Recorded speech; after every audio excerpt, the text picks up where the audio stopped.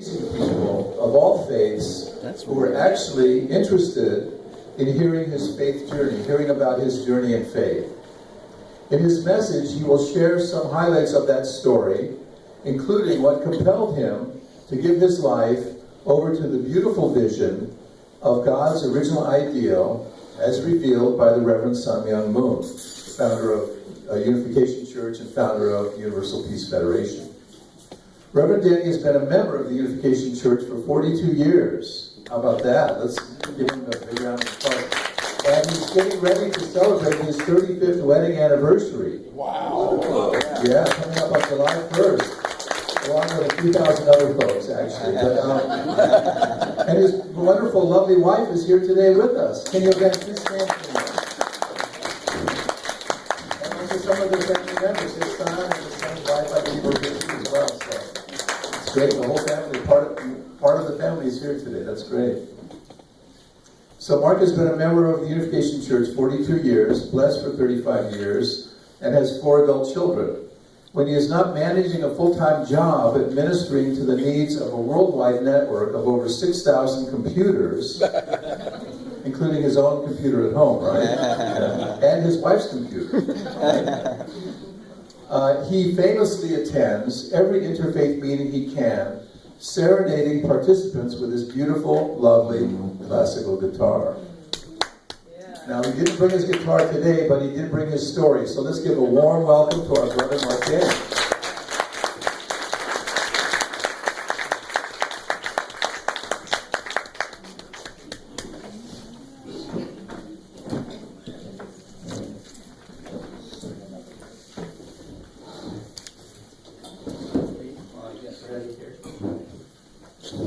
Thank you.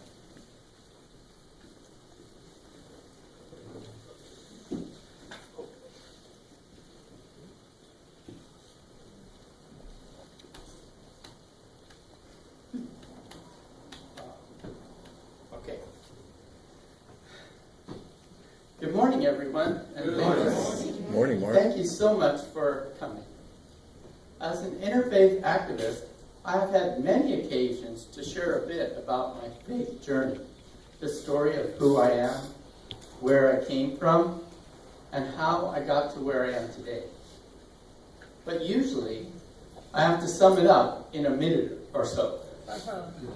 Today, I'd like to go deeper. Okay. I hope you'll find my story enlightening and even entertaining. And I hope it's not too difficult for some of you to follow. I get very deep very quickly. Okay, so I'll start with the introduction. My grandmother and grandfather were Jewish. In fact, I'm descended from Rabbi Dov Ber, the co-founder and second leader of the Hasidic movement. You know, the guys with the little things there, the black coats and everything. But my mother left home at 15 and stayed instead with her best friend, a Catholic family. So when my mother married my father, who was Catholic, she agreed to raise us in that tradition. My cousins were thus all Jewish, while we were raised Catholic, with a bit of Jewish thrown in. At the age of 7, we moved from Japan to California, and my parents divorced. At that point, my mother took me to the Unitarian Church, where I had a chance to visit other churches and temples in the area. I used to argue with the Sunday school teacher because I still believed that Jesus was the Son of God, while she claimed he was just a prophet, you know, like Buddha or something like that. Oh. It looks like my computers might blink out, but it's okay. I'll just keep it going. So, in my 20s, my cousins became Jews for Jesus. They invited me to a church service shortly thereafter. I liked the music, but I really wasn't ready to be reborn. Not long after, my sister met a guy in Hawaii who was a Hare Krishna, She fell in love with him, married him, and became a Hare Krishna devotee herself. Fortunately, about a year and a half later, they were actually blessed by the founder of the Hare Krishna to go their own course. Because it was really designed for, like, single people. Soon after that, I joined the Unification Church. So you see, my background is quite an interfaith one. With the introduction out of the way, I would like to get into the heart of my talk. What I might call a glimpse into Unificationism. Unificationism is the philosophy of Reverend Sun Myung Moon, the founder of the Unification Church and the Universal Peace Federation. I can only offer a glimpse because it is a vast and complex topic. Reverend Moon started preaching in 1945 and has left a legacy of thousands of volumes of his speeches. Also, I'm not even pretending to give an official presentation of the teachings, which can be heard by attending seminars at our beautiful new International Peace Education Center in Las Vegas, but rather a highly personal and even intimate view into my experience of faith. I met the church in 1973, actually not the church. I met the Unification movement in 1973 while I was attending a guitar master class in Berkeley. I was invited to a house full of young people bursting with life and enthusiasm and heard the elephant lecture, a version of the Ruby story of the blind man and the elephant. I was totally awed by the response when invited to play my guitar later that evening. 2 years later, in Santa Cruz, where I'd been attending college, I met two of the very same people. Again, there was a dinner and a talk, and entertainment that included a guy who sounded to me a lot like Bob Dylan. My son knows the guy's son pretty well. For that and other reasons, I went to Boonville for the weekend, and I didn't come back until about a month later, having turned my life over to God. One of the main things that attracted me to Unificationism was its focus on how intimate is our relationship with God as our heavenly parent. From my perspective, at least, Judaism, Christianity, and Islam emphasize like all these different names and attributes of God, how great God is.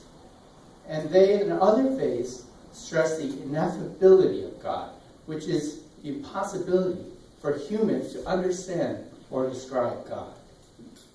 But Reverend Moon most strongly emphasizes our relationship with God as a parent and child. He hones in on the idea of a truly personal God. Quoting, he hones in on a truly personal God whose paramount goal and desire is to love us, his children. Quoting Reverend Moon directly, God himself told me that the most basic and central truth of the universe is that God is the Father and we are his children. We are all created as children of God. And he said, there is nothing closer, nothing deeper, nothing more ultimate than when Father and Son are one. One in love, one in life, and one in ideal. The first time I heard Reverend Moon, it was at the Hearst Street House in Berkeley, November of '75. I recall vividly how he spoke of the incredible joy that God felt when he first saw his children, Adam and Eve. Father Moon beamed with delight, and he lifted up his arms and started to dance. He also spoke of the joy that we would experience in the heavenly realms of the spirit world. He spoke of how we would be intoxicated with God's love, all our senses would be amplified, and the world around us would astound us with its beauty. One moment that stood out was when he said that one could stare at a single grain of sand for 1,000 years and never be bored. Here's a quote from the World Scriptures, Volume 2, that shares a similar idea. When viewed in a mystical state, a single grain of sand contains within itself the principles of the universe. A single atom contains the boundless harmony of the universe. The divine principle devotes the first chapter to God's original ideal. It explains that God created us as his children and his object of love, thus the inheritor of all that he created and all that he is. When I first heard this, I was struck by several thoughts.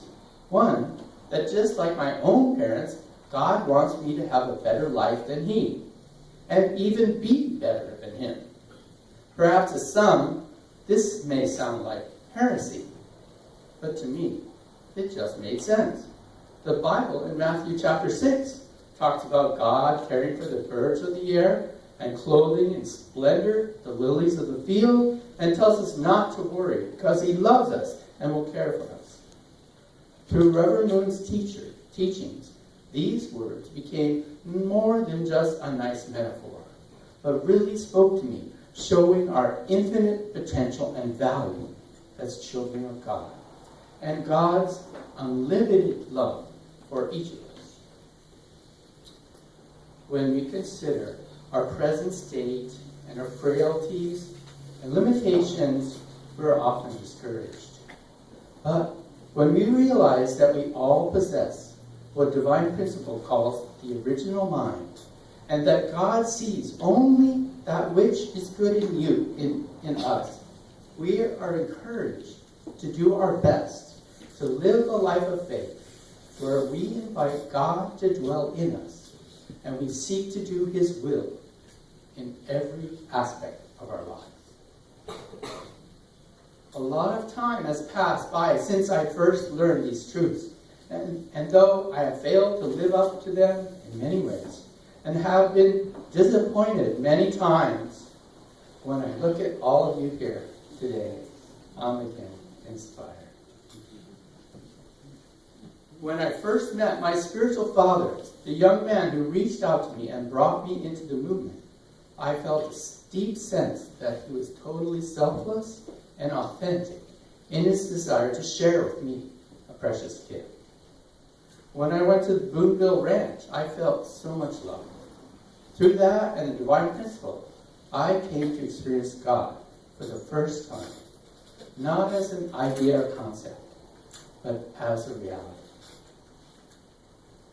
Reverend Moon spoke so vividly of God's true love and what it means that I decided to devote my life to God and to practicing true love.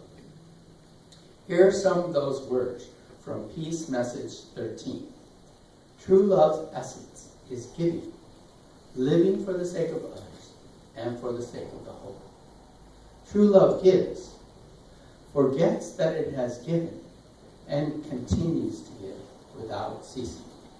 True love gives joyfully. We find it in the joyful and loving heart of a mother who cradles her baby in her arms and nurses it at her breast. True love is sacrificial love, such as that of a devoted son who finds his greatest satisfaction in dedicating himself with all of his heart, body and mind to helping his parents. This brings me to the idea of living for the sake of others, also described as a revolution of the heart, from selfishness to unselfishness. This was not just a motto for us, but something we tried to practice in many small ways as well as big ones. We could live happily together, 40 people in Dana Street House, sleeping in sleeping bags on the floor, brothers and sisters in separate rooms. I remember taking 3-minute showers and even sharing the shower so that everyone could get ready for the morning prayer on time. Every